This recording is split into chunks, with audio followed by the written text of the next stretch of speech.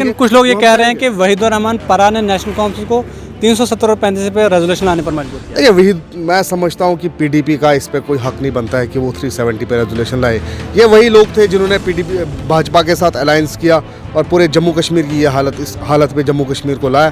तो वो दो लोग क्या रेजोल्यूशन लाएंगे? दो लोगों का रेजोल्यूशन माना जाता है क्या? लोगों ने महराज साहब को जिताया, ये अच्छी बात है।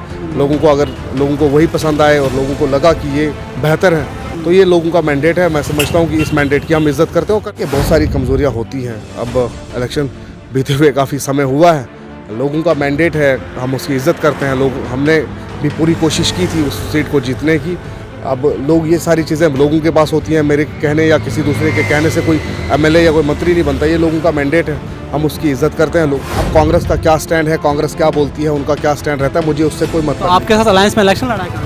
बिल्कुल अलायंस में लड़ा है। अब वो उनके नेता क्या कहते हैं मुझे तो पता भी नहीं उन्होंने बोला क्या। अस्सलाम वालेकुम नाज़रीन, आप देख रहे हैं न्यूज़ ट्रस्ट एशिया। मैं हूं आपका मेज़बान शहजाद नाइक। मेरे साथ बातचीत करने के लिए मौजूद हैं zonal vice president Chenab valley Ishtiaq Naik साहब। इन्होंने जो आज मेमोरेंडम सौंपा है जावेद राना साहब को, क्या कुछ उस मेमोरेंडम में था, क्या कुछ डिमांड साहब की, इनसे ही बातचीत करने की कोशिश करेंगे। इश्तियाक साहब बहुत बहुत शुक्रिया वक्त देने के लिए। शुक्रिया जी। क्या कुछ था इस मेमोरेंडम में जो आपने जो है जावेद राना के सामने पेश किया और क्या कुछ डिमांड थी? देखिए पिछले कई टाइम से हम लोग इलाके में घूम रहे थे, जो हमने अपने इलाके में परेशानियां देखी थी उनको बहुत पहले हमने एड्रेस करने की कोशिश की थी। एलजी प्रशासन था, भाजपा का निज़ाम था, वो चीज़ें एड्रेस नहीं हुई। आज हमारी हुकूमत है, हुकूमत बनने के बाद ही हमने लोगों से ये चीज़ कही थी कि जब हमारी हुकूमत बनेगी हम इन चीज़ों पे फोकस करेंगे। वही सब था। वहाँ हमारे सबसे पहली जो प्रॉब्लम थी काहरा और झकियास में डिग्री कॉलेजेस को लेकर, वो उस पर हमने बात की। डिग्री कॉलेज काहरा के लिए, डिग्री कॉलेज झकियास के लिए। उसके बाद दूसरी चीज़ थी हमारी कि हमारे वहाँ पानी की बहुत समस्या है और पानी की जो समस्या है ये मैंने कल डिप्टी सीएम साहब से भी इस विषय में बात की थी, कॉलेजेस को लेकर भी और इस पानी की समस्या को लेकर भी। और उन्होंने मुझे कहा था आज सेक्रेटरी आने के लिए। मैं आज सेक्रेटरी राना साहब से मिल के आया और मैंने उन्हें मेमोरेंडम भी दिया। वहाँ पे कुछ एरियाज़ ऐसे हैं कि जहाँ पे कोई भी सोर्स जो है वो पानी का नहीं है। जैसे आप कैंचा बितोला की बात करें या द्रूट की बात करें या कंसू की बात करें, कोकोता एक जगह है। इन सारे इलाकों में आपने भी देखा होगा सोशल मीडिया पे कि पिछले 1 महीने से मैं लगातार इन इलाकों में जा रहा हूँ, तो यहाँ पे पानी के कोई सोर्सेज नहीं थे। इसलिए मैंने वहाँ पे वाटर लिफ्टिंग के लिए उस दिन वहाँ से भी मैंने बात की थी जावेद राना साहब से। उन्होंने कहा था कि जब आप जम्मू आएंगे, जब आप सेक्रेटरी आएंगे, आप मेमोरेंडम दीजिएगा, हम उस पर काम करेंगे। और वही सब चीज़ें मैं लेकर आया था। उसके बाद और भी बहुत सारी ऐसी चीज़ें थी, जैसे फायर ब्रिगेड की बात थी। रिसेंटली वहाँ मेरे इलाके में आग लगी थी और फायर ब्रिगेड जो है वो 2-3 घंटे के बाद वहाँ पे पहुँची थी। उनमें उनका कोई कसूर नहीं था क्योंकि उनको दूर से आना था। और उसके लिए भी हमने एक डिमांड रखी कि फायर ब्रिगेड जो है वो काहरा में भी, एक सिटी में भी एक फायर ब्रिगेड हो और उसके बाद झकियास में भी एक फायर ब्रिगेड हो। ये भी हमारी डिमांड थी। और उसके बाद आपने जैसे देखा था कि सारे हॉस्पिटल्स जो है वो मैं घूम रहा था, आपने सोशल मीडिया पे आपने भी देखा होगा। तो वो डिमांड भी मैंने कल डिप्टी सीएम के सामने रखी थी कि सर हमारे पूरे इलाके में जो है, जो गांव में हमारे हॉस्पिटल्स हैं, एक चीज़ तो ये है कि बाहर के सिटी के डॉक्टर्स जो है वो गांव में जो है अपनी नौकरी करना पसंद नहीं करते हैं। तो आप या तो उनकी ट्रांसफ़र कर दीजिए या आप उनसे नौकरी करवाइए। और हमें आगे जो सर्दियों का आने वाला मौसम है और इसमें गांव में काफ़ी दिक्कत आती है। और हमने ये बात भी डिप्टी सीएम साहब से की थी कि हमारे जितने भी हॉस्पिटल्स हैं, इन हॉस्पिटल्स में आप प्रॉपरली डॉक्टर्स दीजिए। इनका बहुत रहना, वहाँ सर्दियों में रहना बहुत ज़रूरी है। और साहब मुझे बताइए कि ये जो मेमोरेंडम में आपने तमाम मसले जो है कैबिनेट मिनिस्टर जावेद राना साहब के सामने पेश किए, क्या कुछ यकीनदानियाँ मिली? कितने दिन में जो है इस मसले का हल होगा? देखिए, जहाँ सबसे पहले मैं द्रूट और कैंचा बितोला के लिए जो मैंने वाटर लिफ्ट की बात की थी वो ऑलमोस्ट डन है।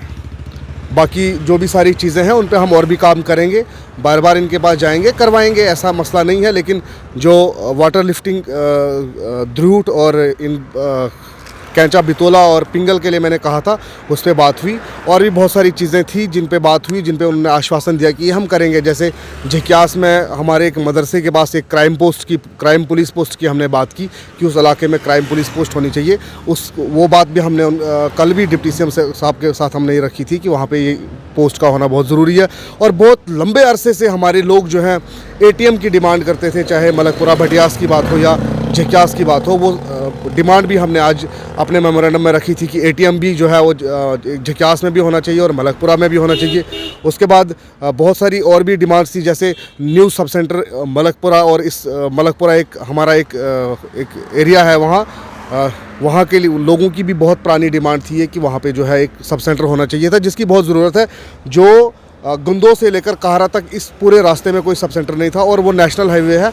मैंने पहले भी ये डिमांड रखी थी कि इस इलाके में जो है एक सब सेंटर होना ज़रूरी है, क्योंकि जब कोई हादसा होते तो यहाँ पे बड़ी परेशानी आती है। इश्तियाक साहब, अब मुझे बताइए, एमएलए आपका वहाँ पर महराज मलिक है, आपने ये मेमोरेंडम जो है उससे देना चाहिए, वो इलाके के मसले मसाइल का अजाला करता है, आप सीधा कैबिनेट मिनिस्टर के पास चले गए। देखिए, सरकार हमारी है, वो एमएलए हैं, उनके पास थोड़ा वक्त कम होता है, मसरूफियात बहुत ज़्यादा हैं उनके पास भी, उनसे भी हम बात करेंगे।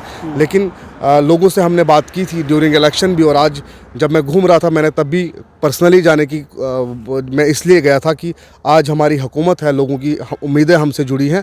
मैं इसलिए हर इलाके में घूम रहा हूँ कि लोगों की उम्मीदें जो है नेशनल कॉन्फ्रेंस से जुड़ी हैं। अगर हमारी सरकार है तो मैं नहीं समझता हूँ कि मुझे किसी को साथ लेने की ज़रूरत है, क्योंकि पर्सनली सारे लोग जानते हैं 12-14 साल से मैं नेशनल कॉन्फ्रेंस के साथ काम करता आ रहा हूँ, और ये मैं समझता हूँ कि ये हमारी रिस्पॉन्सिबिलिटी थी कि मैं अपने इलाके को रिप्रेजेंट करूँ, खुद जाके रिप्रेजेंट करूँ। बाकी एमएलए साहब भी करेंगे, उनकी मसरूफियात ज़्यादा हैं, जब मौका मिलेगा उनसे भी हम बात करेंगे, उनको भी मेमोरेंडम देंगे, ऐसी बात नहीं है। लेकिन मैंने पर्सनली इसलिए दिया क्योंकि हमारे लोग हैं, हमारी सरकार है, नेशनल कॉन्फ्रेंस की गवर्नमेंट है, मैं उनका एक वर्कर हूं, तो मैंने अपने पे ये एक जो है कंपलसरी समझा कि मैं खुद जाकर अपने इलाके को रिप्रेजेंट करूं।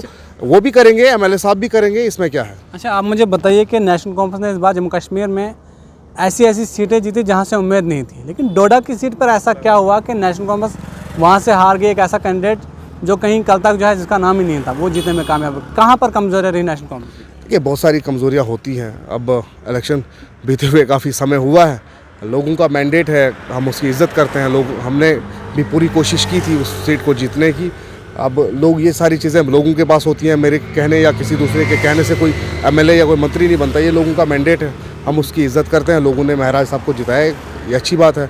लोगों को वही पसंद आए और लोगों को लगा कि ये बेहतर है, तो ये लोगों का मैंडेट है। मैं समझता हूँ कि इस मैंडेट की हम इज्जत करते हैं और करनी। डोडा किश्तवाड़ में नेशनल कॉन्फ्रेंस एक भी सीट जीतने में कामयाब नहीं हुई, जहाँ एक वक्त में नेशनल कॉन्फ्रेंस का दबदबा होता। देखिए, जहाँ तक किश्तवाड़ की बात है, किश्तवाड़ में बहुत क्लोज रहा, और वहाँ पे आपने देखा कि इलेक्शन जो है काफ़ी क्लोज रहा, और वहाँ पे सिजाद साहब ऑलमोस्ट जीत चुके थे, लेकिन कुछ ऐसी वजूहात रही जो मैं बोलना नहीं चाहता कि जिसके कारण वहाँ हम इलेक्शन हारे। इंशाल्लाह आएगा 29 में फिर से इलेक्शन आएगा, इंशाल्लाह अच्छी परफॉर्मेंस होगी और चुनाव की सारी सीटें नेशनल कॉन्फ्रेंस जीतेगी। जिस तरह से उमर साहब डिसीजन ले रहे हैं, जिस तरह से उमर साहब काम कर रहे हैं, और ये आने वाले समय में हम इंशाल्लाह ये सारी सीटें जीतेंगे।